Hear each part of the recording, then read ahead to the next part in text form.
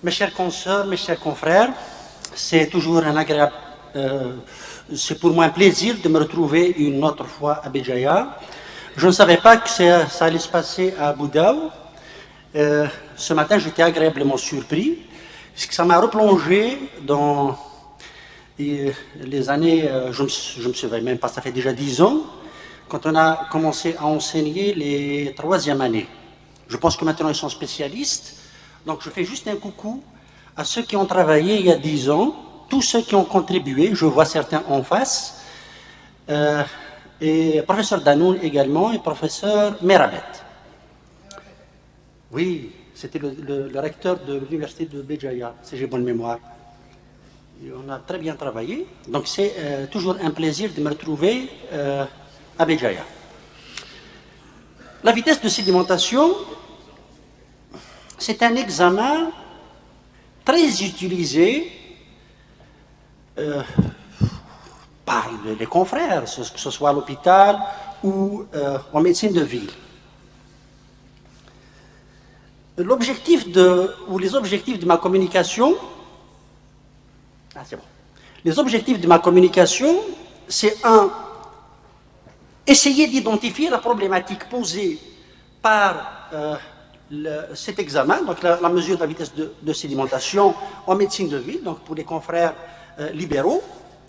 Deux, définir les anomalies de la vitesse de sédimentation et les indications. Ensuite, énumérer les situations où l'AVS est élevée, en dehors de l'inflammation. Élaborer une stratégie diagnostique devant une VS accélérée inexpliquée. Et enfin, énumérer les situations où l'AVS est anormalement basse, pas élevée. Examen très simple, qui peut être réalisé pas uniquement dans les laboratoires, mais dans des services cliniques, dans des cabinets également. Il suffit juste d'avoir un tube de Western Green, qui est un tube gradué, normé, et mettre dedans du sang anticoagulé. Et c'est tout. On le met en position verticale, on chronomètre, 1 heure, 1 heure après, on vérifie quoi? La distance parcourue par la sédimentation de... Oh là là. La sédimentation... Oh là là.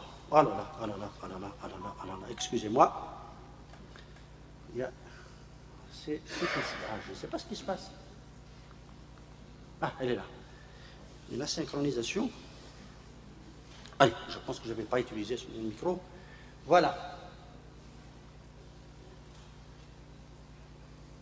Voilà. Donc, mesurer ensuite la distance parcourue par la sédimentation. Et c'est ça, la vitesse de sédimentation. Alors, la problématique posée par cet examen en médecine de ville. En fait, pourquoi le médecin, le confrère médecin généraliste demande la vitesse de sédimentation? À mon sens, il y a deux façons de faire. Parfois, on demande l'examen parce qu'il y a des manifestations ou des signes cliniques que le patient présente et on se dit « Ah, je vais confirmer une pathologie organique, donc un syndrome inflammatoire. Je demande une VS. » Parfois encore, c'est parce que l'examen clinique, ou bien parce qu'on ne le fait pas bien, ou bien il nous semble anormal, mais on n'a pas de substratum physique pour dire qu'il y a une pathologie organique. Et on complète également par un examen comprenant l'AVS et on se dit, si l'AVS revient pathologique, alors c'est certainement une pathologie organique. Mais le plus souvent, en fait, on demande cet examen d'une façon systématique. Parfois même à la demande du patient. Faites-moi, s'il vous plaît, un bilan général. Et quand on parle de bilan général, le plus souvent, c'est formule, VS, glycémie, urée, créate. Donc, en fait, c'est un bilan qu'on fait sans aucune conviction. Et ça pose énormément de problèmes. Parce que le plus souvent, quand le malade revient avec une VS, parfois on ne la regarde même pas, et quand on la regarde également, qu'elle soit élevée ou pas, on ne sait pas quoi en faire. Donc, en fait, c'est un examen qu'on fait, mais qu'on n'utilise pas. Mais attention, la VS a pourtant bien des limites. Sa normalité peut rassurer à tort. Une VS normale n'exclut pas une pathologie organique. Encore que la VS peut être accélérée et ne jamais témoigner d'un processus inflammatoire. Elle peut être secondaire à autre chose que l'inflammation. Et quand vous avez une VS accélérée alors que le malade n'a rien, que faut-il faire? La VS est accélérée, mais le malade ne présente pas de manifestations cliniques. Parce que quand il y a des manifestations cliniques, c'est facile. Nous avons un bout de fil pour conduire notre enquête. Mais quand il n'y a rien, c'est une VS accélérée nue. À ce moment-là, une stratégie diagnostique est indispensable. Le bilan à demander doit être un bilan raisonnable. Parce qu'il y a des examens qui peuvent être demandés, mais aucune utilité sur le plan diagnostique, et parfois même dangereux. Alors, quelles sont les valeurs normales de la vitesse de sédimentation? Vous devez savoir que la vitesse de sédimentation dépend de l'âge et du sexe. Ainsi, à moins de 50 ans, ça c'est M. Sox, à moins de 50 ans, la vitesse de sédimentation chez l'homme est de 15 mm et chez la femme de 20 mm. Après 50 ans, eh ben, chez l'homme c'est 20 mm et chez la femme 25 mm. Oh, je ne vous demande pas de garder ces chiffres, vous êtes en train d'écrire, mais je sais que vous allez les oublier. Ça c'est une certitude, vous allez les oublier. Hein, donc oubliez les 15, 50 ans, etc. Je vous donne une autre façon de garder à l'esprit la vitesse de sédimentation qui dépend de l'âge et du sexe. Alors, quand vous avez en face un malade de sexe masculin, c'est l'âge divisé par 2. Vous divisez son âge par 2, vous avez sa VS. Si c'est une femme, vous majorez de 10. L'âge plus 10 que vous divisez par 2. Et vous avez la VS chez la femme. Je pense que c'est la meilleure façon de mesurer, de calculer la VS. Alors maintenant, quelles sont les indications habituelles de la vitesse de sédimentation? Ben, c'est classique quand il y a des signes généraux, quand il y a un syndrome infectieux, quand on suspecte une maladie inflammatoire ou néoplasique, on sait qu'il y a de l'inflammation, donc on se dit, on va voir sur le plan biologique, est-ce qu'il y a une expression de cette inflammation? Ça réconforte un petit peu notre diagnostic.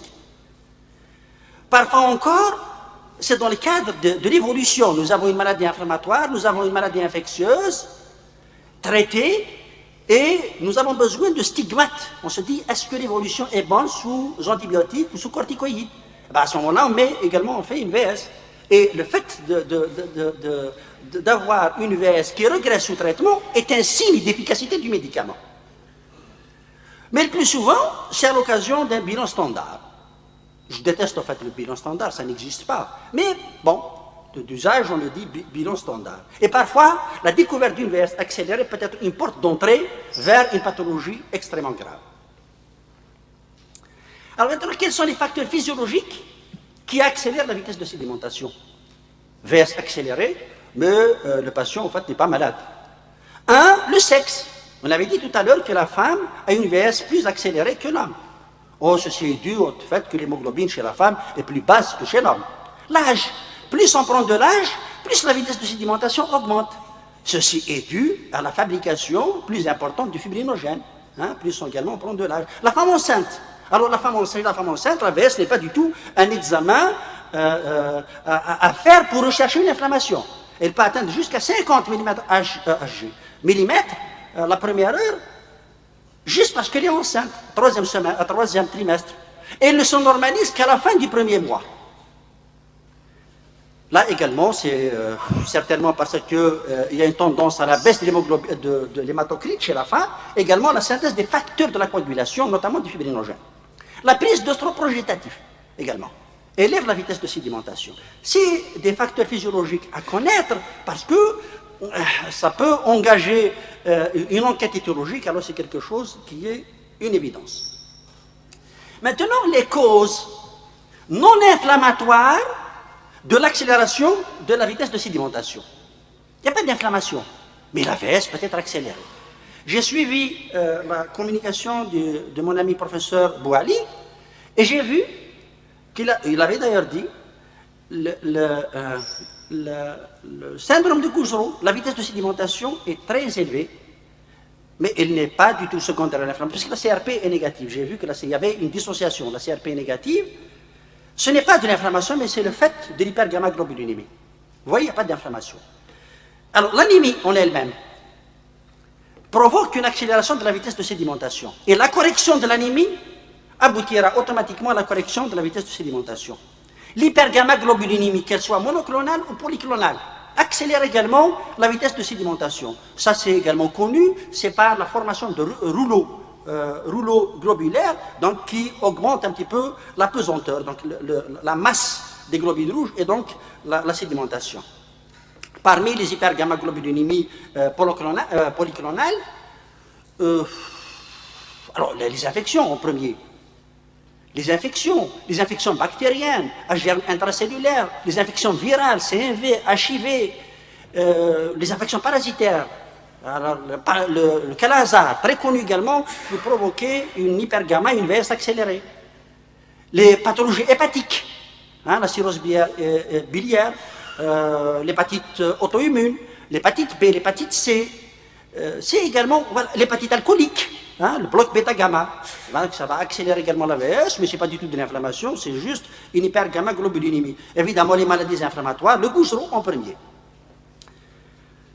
Les hypergamma-globulinémies monoclonales, vous voyez, donc vous avez une VS accélérée, un sujet âgé, on pense immédiatement à une dysglobulinémie, notamment la maladie de Kaller, la maladie de Waldenström, celle de Boumediene, les gammapathies associées aux diverses autres pathologies, celles que je viens de citer, concernant les polyclonales. Sinon, quand on ne trouve rien du tout, on parle de gammapathie monoclonale de signification indéterminée, il y a des critères diagnostiques pour cela. D'autres causes non inflammatoires, dérivation de la vitesse de sédimentation. L'insuffisance rénale chronique.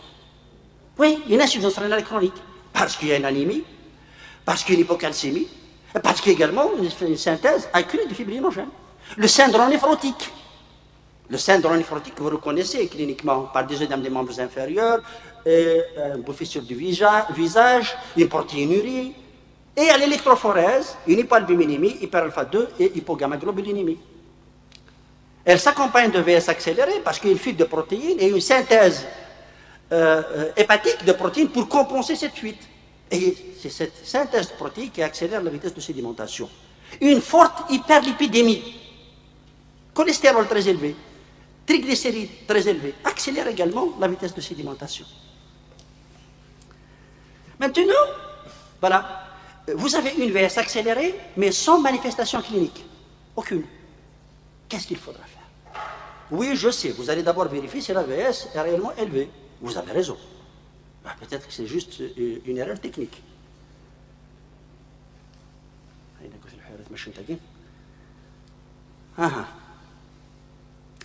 Ensuite, il est indispensable que de confronter cette vitesse de sédimentation, une fois confirmée évidemment, élevée, avec le reste du bilan inflammatoire. Quoi? CRP fibrinogène. Parce qu'en fait, on ne peut pas parler de syndrome inflammatoire uniquement en regardant la VS. J'espère que vous l'avez compris. On ne peut parler de syndrome inflammatoire quand il y a association d'au moins deux de ces facteurs que je viens de citer. Fibrinogène, CRP, VS. À ce moment-là, on peut dire, oui, peut-être qu'il y a un syndrome inflammatoire. Oui, on peut au fait compléter par une électrophorèse des protéines, une formule et le dosage de la créate. Et vous avez compris pourquoi. Alors, vous avez une VS accélérée et j'ai dit qu'il faut confronter avec la CRP et le fibrinogène. Premier cas de figure, CRP et fibrinogène élevés. Vous confirmez le syndrome inflammatoire. Et si vous confirmez le syndrome inflammatoire, c'est bon. Donc maintenant, vous avez des manifestations cliniques. Vous dites, oh, il a fait une grippe, il a fait telle chose. Ça règle, c'est quelque chose d'aigu. Mais quand ce syndrome inflammatoire persiste au-delà de 3 semaines, c'est plus souvent le cas quand il est asymptomatique. À ce moment-là, nous sommes obligés, d'ailleurs, le plus souvent en médecine interne, de les hospitaliser pour rechercher la cause. Et la cause peut aller de l'infection au cancer. Nous sommes obligés de faire passer en revue toutes ces pathologies. Les maladies infectieuses, les hémopathies, la maladie d'Orton, les vascularites, les granulomatoses, la thyroïdite, et même certaines causes rares. Certaines causes rares. notamment la maladie de Whipple, le phéochromocytome, les maladies thromboemboliques, la dissection de l'aorte, les anévrismes, les pathomémies. Nous sommes obligés de faire une enquête étiologique pour voir pourquoi il y a un syndrome inflammatoire persistant. Deuxième cas de figure, une CRP normale, fibrinogène inférieure à 5. On peut dire oui, il n'y a pas de syndrome inflammatoire, il y a une VS accélérée, mais il n'y a pas de syndrome inflammatoire. Oh, c'est juste peut-être parce que la malade est enceinte. Ou parce que c'est un sujet âgé, peut-être qu'il prend des œstraux progestatifs. Mais ça peut être également un syndrome inflammatoire dissocié. En fait, vous avez une VS accélérée et la CRP et le fibrinogène ne sont pas encore élevés. C'est-à-dire que si on refaisait ce bilan inflammatoire, on va se positiver après. Ça dépend de certaines pathologies. Et on retombe, en fait, dans la recherche étiologique des pathologies inflammatoires.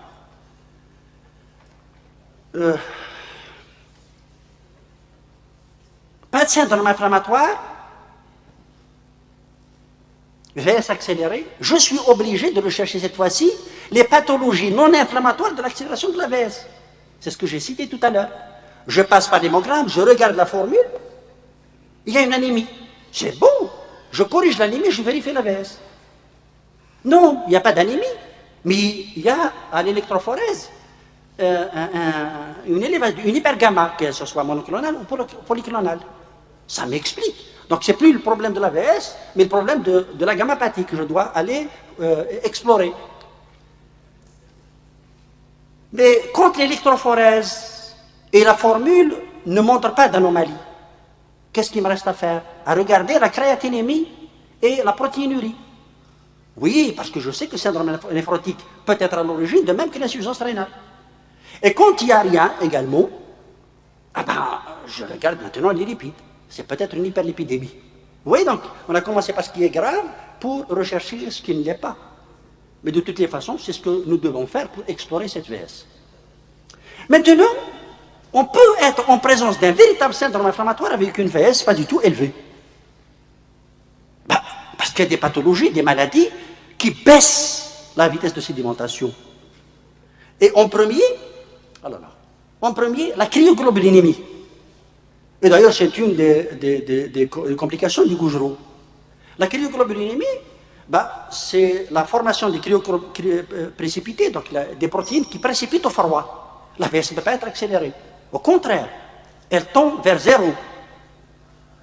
C'est des malades qui se présentent par purpura. Le plus souvent, c'est un purpura comme cette photo que je vous montre, nécrotique, une insuffisance rénale, une protéinurie, une hypertension artérielle. La polyglobulie, quelle que soit la cause, qu'elle soit primitive ou secondaire, augmente la viscosité du sang et donc diminue la vitesse de sédimentation.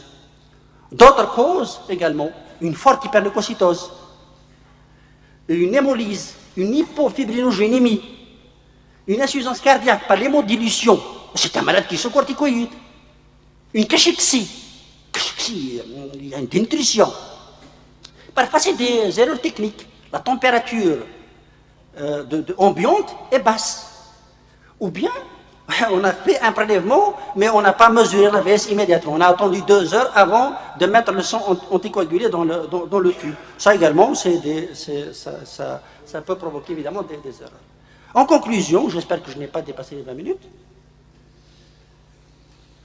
la mesure de la vitesse de sédimentation doit être réfléchie.